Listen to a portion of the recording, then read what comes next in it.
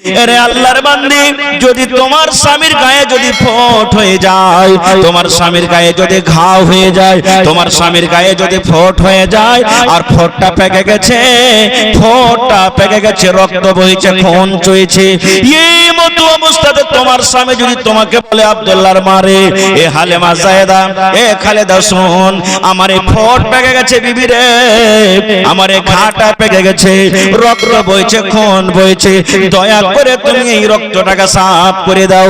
কি দিয়ে সাফ করে দাও? তুলা দিয়ে সাফ করতে হবে না, তোমাকে পানি দিয়ে সাফ করতে হবে না, কাপড় দিয়ে সাফ করতে হবে না।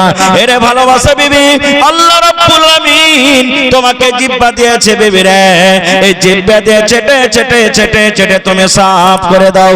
নবী আমার বলেছেন, মহিলা যদি তোমার স্বামী তোমাকে বলে আমার এই ঘায়ে রক্ত, এই পুঁজকে তুমি জিহ্বা দিয়ে চেটে চেটে সাফ করে দাও, নবী বলেছেন তুমি ইনকার করতে পাবে না, ইনকার করতে পাবে না। তোমাকে জিহ্বা দিয়ে চেটে চেটে যদি তুমি সাফ করে দাও, তাও তোমার স্বামীর উপরে তোমার অতটুকু হক, এতখানি করার পরও তোমার স্বামীর হক আদা হবে না।